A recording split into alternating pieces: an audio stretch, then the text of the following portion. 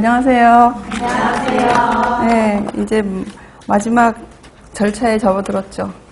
어떻게 시험들은 잘 보셨습니까? 왜? 나를 원망하는 눈으로 지금 다 쳐다보고 있어서 좀 걱정이 됩니다. 자, 오늘도 풀이하는 거를 보면은 제가 이제 수업 들어오기 전에는 답지로 된 거 한 장이랑 부가적으로 설명이 필요하거나 자료를 첨하고 싶은 문항들에 대한 자료에 해당이 되는 프린트물을 따로 이제 가지고 올 거거든요. 그래서 요걸 참고해가지고 공부를 하시고 이제 제 계획은 여기에 한번 나온 문제는 그냥 그것과 관련된 자료는 여기서 다 한번 보고 두 번 안 봐도 되게 하자는 생각에서 뭐 관련된 것들은 다 갖다 붙일 예정이기는 해요. 뭐 부족할 수도 있겠지만.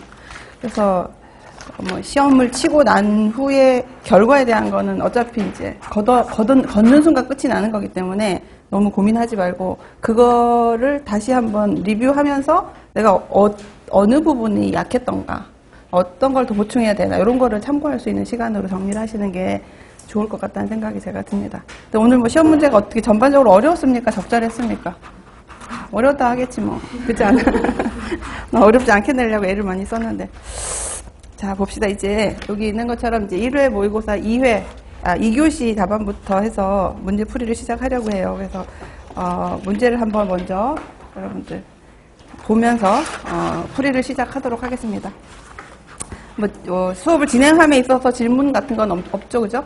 과정에 대한 것들은 진행해 보겠습니다. 자, 1번을 한번 보는데 이제 여기에 나와 있는 것처럼 이 문제는 이런 목표를 가지고 쓰여지는 어떤 매체가 있다. 교육 매체가 그 매체의 부정적인 효과가 뭐냐. 이 매체를 씀에 있어서 부정적인 것이 있고 긍정적인 것이 있어요. 그러니까 그런 것들을 보는데 그러면 일단 이 매체가 뭔지 알아야 되는 거죠. 그래서 보면 뭐 국민의 식생활 태도와 가치를 바르게 평가한다. 정확한 영양 정보를 제공할 수 있다. 소집단이나 개인의 영양 문제 해결 방안 제시도 가능하다. 라는 걸로 되어져 있는데 잘 보면 중간중간에 다 답이 살짝 있어요. 저 위에 보면 1단이 아니고 1반이라고 해야 되는데 1반 대중에게 영양과 건강의 특정 주제에 대한 관심과 주의를 집중시켜서 그 주제에 대해서 올바른 태도와 가치 형성을 도모할 수 있는 것. 그 다음에 영양과 건강에 대한 대중들의 관심이 높아짐에 따라서 다양한 매체가 쏟아지지만 혼란스러운 정보로 양산되기에 정확한 정보를 제공하고 해결 방법을 명확히 제시하여 이해와 활용을 돕는다. 그 다음에 라디오, TV 이렇게 나왔습니다. 그럼 이거는 전체적으로 이 매체가 뭐라고 볼 수 있어요? 대중매체로 볼 수가 있는 거죠. 그럼 대중매체가 가지고 있는 단점을 쓰라는 얘기예요. 그래서 그것에 대한 답은 일단 그 답안에 보면은 답을 쭉 정리를 했고 그것과 각각에 대한 부연 설명은 자료에 제가 부연 설명을 붙여놨기 때문에 지금은 두 가지 다를 펴놓고 보는 게 좀 도움이 되지 않을까 싶습니다. 그래서 대중매체에 대한 부정적인 효과를 써라. 그럼 여기서 쓸 때는 제목만 쓰면 돼요. 이 문제가 정말로 나왔다면. 밑에 있는 거는 그냥 부연 설명으로 이해를 하시면 됩니다. 그래서 잘못되거나 과장된 영양 정보 제공으로 국민을 오도할 수 있다. 오도라고 하는 것은 잘못된 길로 인도한다라는 거죠. 그래서 식품의 효과를 과장하거나 과학적 근거가 불충분하고 전문적인 내용을 지나치게 단순화시켜서 오해의 소지를 제공할 수 있을 수도 있다. 이게 단점일 수가 있다는 거. 또 하나는 불완전한 영양 정보를 통해서 시청자들에게 혼란을 가중시킬 수가 있다라는 것도 이제 보는데 그거는 흥미나 유행, 시청률 위주의 진행, 단편적인 사건의 보도와 대처 방안 제시의 결여. 그러니까 이것이 문제다. 그런데 이렇게 해야 된다는 것까지 해주지 않으면 시청자들은 혼란스러운 거죠. 이게 문제라는데 그럼 어떡하라는 거야? 이렇게 올 수도 있기 때문에 그런 문제들도 있어서 이제 부정적이라고 볼 수 있고 또 하나는 광고의 개념이 들어가 버리게 되는 것이 가장 큰 문제로 볼 수가 있다는 겁니다. 그래서 이거는 식품 광고 메시지 같은 것들이 무의식적으로 영향을 주어서 잘못된 영양 지식을 줄 수가 있고 불균형적인 식생활 태도나 습관으로 이끌 수가 있다. 그래서 밑에 보면은 특히 어린이들에게 있어서 보면 가장 광고를 통해서 사고 싶은 것들이 식품류로 나오는 거예요. 그러니까 식품에 대해서 광고를 잘못하면 아이들의 식생활에 직접적인 영향을 줄 수 있다라는 것을 보여주는 거죠. 그래서 이렇게 해서 여기에 있는 제목들로 우리가 답을 하면 1번은 적절한데 이거는 이제 교과서에 나와 있는 부정적인 건데 여러분들이 썼는 답안 속에서도 여기에서 논하지 않은 단점들이 있을 수가 있거든요. 그러니까 그런 것들은 제가 한번 읽어보고 정리를 한번 해보도록 하겠습니다. 자, 두 번째 문제로 갈게요. 아니구나. 하나는 더 이제 자료를 보면은 이제 부정적인 거를 봤기 때문에 긍정적인 거를 한번 정리를 해보자라는 겁니다. 그래서 긍정적인 부분은 많은 사람들에게 다량의 정보를 신속하게 줄 수가 있다, 빠르게. 그리고 주의 집중이 용이해서 하고 싶어지는 마음이 생기는 동기부여가 굉장히 강하게 유발될 수 있다는 장점. 그리고 시공간의 문제를 초월할 수 있고 구체적인 사실까지 전달이 가능하다라는 것. 그 다음에 매체는 뭐 1회, 2회, 3회 이렇게 시리즈로 만들어서 지속적으로 정보를 제공하므로 이건 이제 옳게 했다는 거예요. 좋은 정보를 이렇게 지속적으로 주면 행동 변화를 쉽게 유도할 수가 있습니다. 그리고 경제성이 매우 높습니다.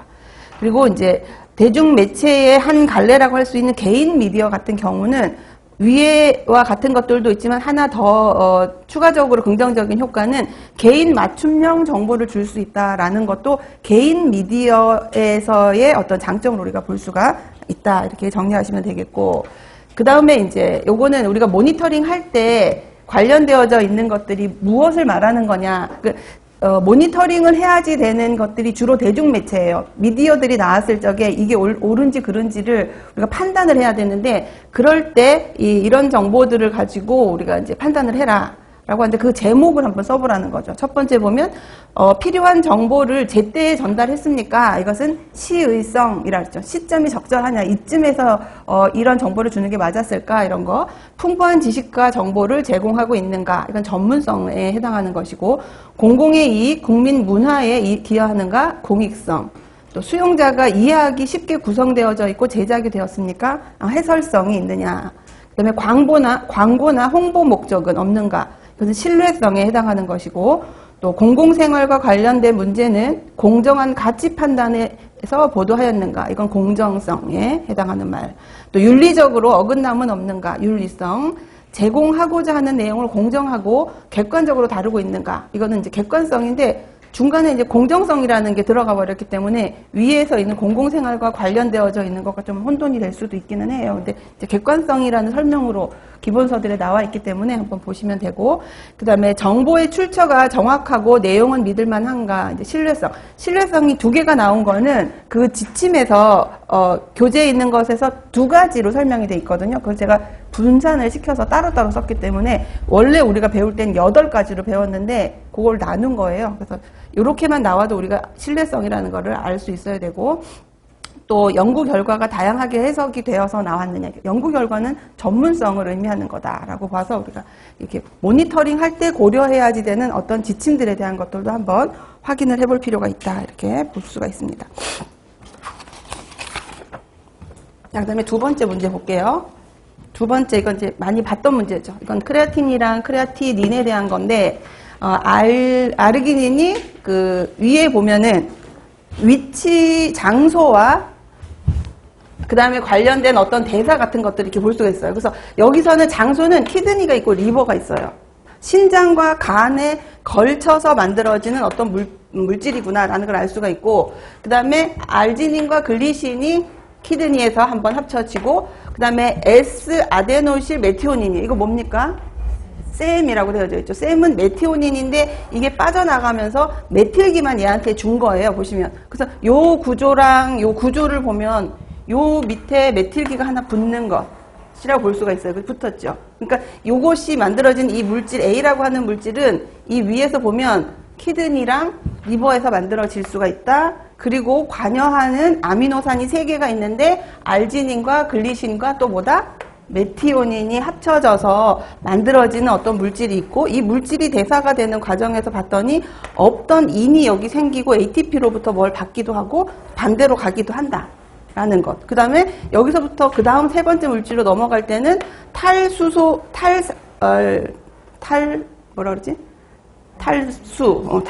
좀 전에 탈물이라고 할 뻔했어. 왜 이래, 정말. 물이 한 군데 빠져나가면서 만들어지는. 근데 이게 화살표가 양방향이 아니구나. 이게 이쪽으로 가면 다시 돌아올 수는 없구나. 라는 걸 볼 수 있는 겁니다. 그래서 여기서 A는 뭘까요? 크레아틴이에요. 크레아틴이라는 물질이고, 크레아틴에 인산기가 하나 붙으면 크레아틴 인산이 되는 거고, 탈수 반응을 통해서 대사가 된 이제 최종적인 물질은 크레아티닌이다라고 해서 물질을 우리가 특정할 수 있어야 되는 거죠. 그래서 요것을 특정을 한 다음에 각각의 특징을 한번 적어보세요라고 했습니다. 그래서 답을 보기 전에 우리가 생각해보면 크레아틴은 뭡니까? 크레아틴 하는 일은. 크레아틴은 우리 몸의 근육에서 존재하는 어떤 여기 나와 있는 것처럼 비단백성 질소화합물이다 라고 이제 볼 수가 있는 거죠. 비단백성 질소화합물이다라는 말은 뭐가 아니라는 뜻이에요. 단백질은 아니다라는 뜻이에요. 그래서 그렇게 만들어진 물질이고, 크레아틴 인산은 우리가 어떤 대사할 때 배웠죠? 운동 에너지 할 때 배운 거예요. 그래서 이거는 에너지원이에요. 글루코즈, 지방산, 글리코겐 이런 것들을 우리가 에너지원이라고 하죠. 이 크레아틴 인산도 에너지원이에요. 기본적으로. 그리고 마지막에 크레아티닌이라고 하는 거는 소변으로 배설되는 최종 분해 산물이었다라는 거 알고 있습니다. 그리고 그거를 조금 더 생리학적으로 확장을 시키면 크레아티닌은 어떤 기관의 그 기능과 관련이 있다? 신장에서 사구체 여과율을 감지할 수 있는 물질로 쓰여지기도 해요. 그거에 대한 내용은 뒤에 나오니까 일단 답안으로는 무엇인지 우리가 알아보자. 그래서 A는 크레아틴이고 B는 크레아틴 인산이고 C는 크레아티닌이구나 라는 것까지 우리가 했고, 각각에 대한 거는 방금 앞에서 그림에서 봤듯이 신장과 간에서 아미노산 3개로부터 합성이 됩니다. 그 아미노산이 뭘까요? 하면 우리가 봤던 거예요. 뭡니까? 알지닌, 글리신, 메티오닌 이렇게 3개가 관여해서 만들어지는 물질이고, 근육에 존재하는 질소를 포함하는 물질이다. 크레아틴 인산은 크레아틴이 ATP로부터 인산기를 받아서 에너지를 지닌 상태로 근육에 존재하는 그런 물질이고, 근육이 운동을 하면 열량 공급을 위해서 유리 크레아티닌으로 다시 최종 분해산물로 바뀌고, 이때 ATP를 생성할 수 있는 에너지원. 이때 ATP를 생성하는 거는 크레아틴 인산이 어떤 일을 하기 때문이에요? 크레아틴 인산이 무슨 일을 하기 때문에 ATP를 만들어요? ADP한테 인을 주어서 ATP로 만들어낸다라는 거예요. 그래서 ATP를 만든다는 것이 에너지를 생성한다는 건데, 크레아틴 인산은 인을 ADP에게 주어서 ATP를 만드는 기능을 하는 물질이다. 이렇게 보면 되고, C는 크레아티닌은 크레아틴과 크레아틴 인산이 아까 봤죠? 탈수 반응. 탈수 반응을 통해서 생성되는 최종 분해 산물입니다. 비가역적이다. 이 말은 화살표가 양방향이 아니란 뜻이에요. 이리 가면 돌아올 수 없다. 그러면 반대로 이 크레아틴 인산 B와 A는 어때요? 가역적 반응이죠. 크레아틴 인산이 됐다가 크레아틴이 되기도 하고 또 크레아틴 인산이 되기도 하는, 그래서 화살표가 양방향으로 되어져 있는 건데, 그에 비해서 이것은 비가역적이다. 그리고 소변으로 배설됩니다. 그리고 신장 사구체에서 일어나는 3가지 기능이 있는데, 여과와 분비와 재흡수, 이 3가지를 통해서 소변을 만들어내는데, 이때 크레아티닌은 여과만 일어나고 분비와 재흡수가 일어나지 않기 때문에 신장 기능 평가 지표로 사용이 될 수가 있습니다. 그래서 이 여과 작용만 일어난다는 뜻은 내 소변에서 크레아틴 인산이 10개가 나왔다고 생각을 해보세요. 10개가 나오면 이거는 사구체에서 10개가 여과된 그것인 거예요. 중간에서 재흡수되거나 다시 들어오지 않은 거기 때문에 10개가 소변에서 나왔으면 나의 사구체 여과율은 크레아틴이 10개 나오는 기능을 갖고 있구나, 이렇게 보는 거죠. 근데 나중에 검사를 또 이제 해봤더니 그게 많이 줄었어요. 예를 들어서 그게 줄거나 늘었어요. 그러면 어떻게 되는 거예요? 사구체가 기능을 잘 못하고 있구나, 이렇게 보면서 그 신장의 기능을 판정하는 그 지표로 사용이 되는 것이 크레아틴 인산이다. 요거 말고도 우리가 아는 물질이 하나 있는데 뭐가 있죠? 이눌린. 이눌린은 뭐가 축합되어져 있는 당류예요? 과당이, 그러니까 글루코즈가 축합되어 있으면 뭡니까? 전분이기도 하고, 그러니까 베타 알파면 셀룰로즈가 되기도 하고 또 글리코겐이 되기도 하는 거죠. 포도당이 중합되어져 있는 다당류, 그런 여러 종류가 있는데, 과당이 중합되어져 있는 걸 우리가 이눌린이라 해요. 이눌린도 동일하게 크레아티닌처럼 여과만 되고 분비와 재흡수가 되지 않기 때문에 이렇게 쓰여지기도 한다. 2가지가 그런 생리학적인 기능을 갖고 있는 물질이다라는 거 추가적으로 하나 보면 될 것 같고, 자, 그 다음에 나오는 것이 청소년기에 흡연을 하기 전에 이거 어디 갔을까? 하나가 빠졌네. 그러면 여러분들 그 2번 프린트물 2번 이거 했는데 왜 없을까? 프린트물 2번에 지금 여기서 우리가 크레아티닌을 배웠기 때문에 영양 판정이랑 연결을 시켜서 크레아틴닌을 이용해서 우리가 단백질 영양 상태를 판정하는 방법이 두 종류가 있어요. 두 종류가 있는데 그것이 각각 무엇일까 합니다. 먼저 괄호 안에 있는 걸 보면은 첫 번째는 무엇과 비례함을 다 빈칸이라서 쓰기가 너무 미안해요, 여러분. 답을 쓰면 아는데. 일단 답을 얘기하면 이거 첫 번째 거는 크레아티닌 뭘까? 이 양이에요. 신장 지수는 밑에 설명이에요. 그래서 위에 거는 크레아티닌 배설량.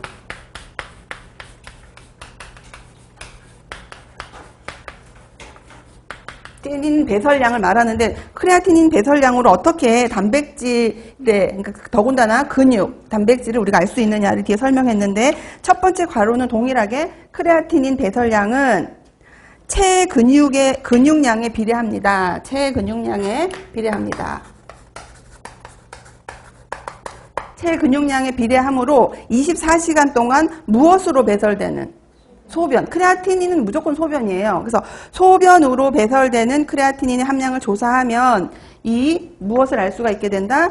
체근육량을 알 수 있게 됩니다. 그래서 우리가 영양 판정을 할 때 소변으로 나오는 크레아틴의 배설량을 통해서도 역으로 추적해서 근육량을 계산할 수가 있고 밑에는 또 다른 크레아틴을 이용한 방법이 아까 얘기했었던 크레아티닌 신장 지수.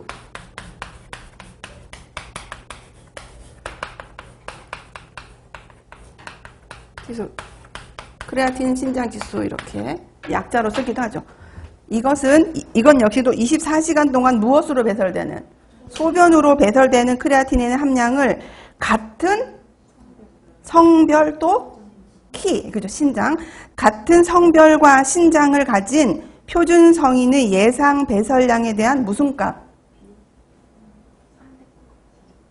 백분율, 퍼센트로 나타내거든요. 곱하기 100을 하면서. 그래서 배설량에 대한 백분율로 나타냅니다. 그러니까 신장 같은 키, 또 같은 성별에 있는 사람이 배설량이 100인데 내가 80이 나오면 이것을 백분율로 나타내서 나는 80%다. 이렇게 얘기한다라는 거죠. 그래서 백분율로 나타내는 것이 있다. 보시면 되고요. 자, 세 번째 3번 문제 한번 볼게요. 3번. 3번은 흡연과 관련된 보고서인데 여기 보면 청소년기는 신체적 발육이 완전하지 않기 때문에 그 흡연이 성인에 비해서 큽니다. 세 가지가 있는데 사망률이 증가합니다.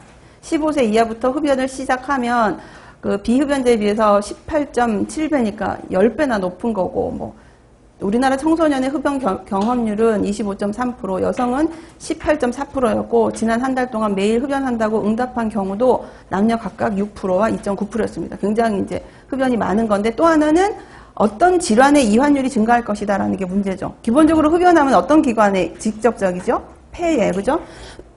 폐 질환의 이환율이 증가할 거다.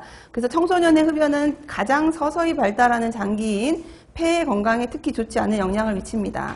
그래서 여기서는 사실은 문제를 요것도 괄호를 하려고 했는데 너무 사람 욕할 것 같아가지고 내가 이거는 흡연 시작하는 연령이 낮을수록 그 다음에 흡연 기간이 길수록이에요.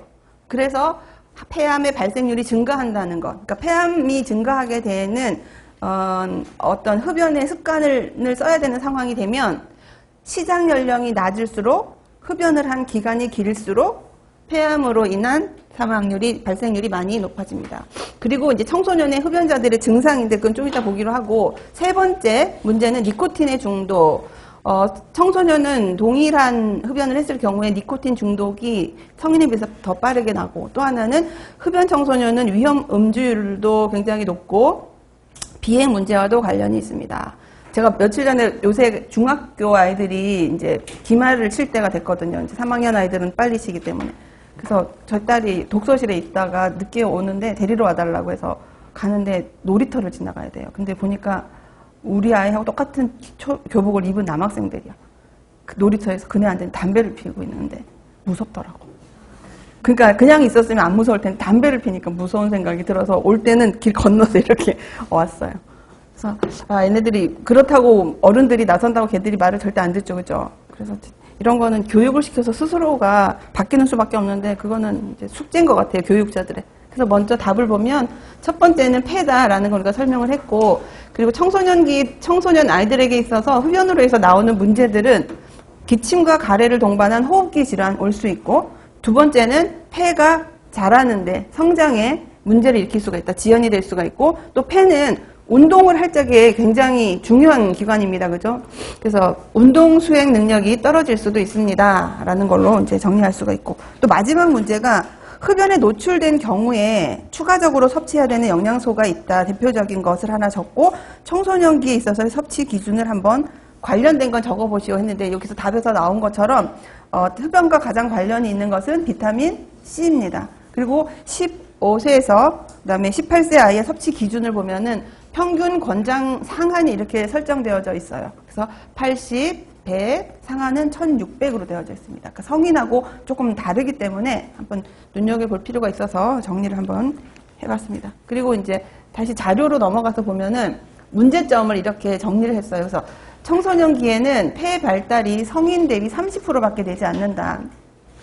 그리고 그 흡연으로 인해서 성장이 완성되지 않은 폐의 발달 저해와 기능의 약화를 유발할 수 있습니다. 흡연을 할 경우에는 비타민 C, 우리가 답안으로는 비타민 C도 있지만 또 다른 영양소 중에 알파토코페롤, 이건 비타민 E를 얘기하는 거죠. 그죠? 그 다음에 베타카로틴, 비타민 A의 그 정부체인 베타카로틴의 함량도 저하된다는 보고가 있어서 금연 지도에 관심을 기울여야 한다. 이것을 이렇게 냈던 이유는 예를 들어서 금연과 관련된 문제가 나왔을 경우에 청소년기에 금연 지도에 유의하고 관심을 기울여야 하는 이유를 쓰시오라고 하면 여기서부터 여기까지 풀을 써야 되는 거예요. 어떻게 써야 돼요? 이대로 쓰면 돼. 청소년기 폐 발달이 성인에 비해서 30%밖에 안 되고 아직 성장되지 않은 폐가 발달에도 저해가 되고 그것이 하는 기능, 앞에서 우리가 운동 수행 능력이라고 하는 기능을 했잖아요. 그런 기능이 약화가 될 수가 있습니다. 그리고 이런 경우에는 비타민 C랑 그다음 비타민 E, A와 관련된 그런 영양소들이 혈액 중에 떨어져 있는 것을 발견할 수 있습니다. 그래서 신경 써서 이 아이들에게 흡연 지도를 해서 흡연 지도가 아니라 금연 지도를 해야 되지. 금연 지도에 관심을 가져야만 합니다. 라는 걸로 이제 마무리 지을 수 있는 문장으로 정리를 할 수가 있는 거죠. 그래서 이런 것도 한번 연습을 해보시면 좋을 것 같습니다.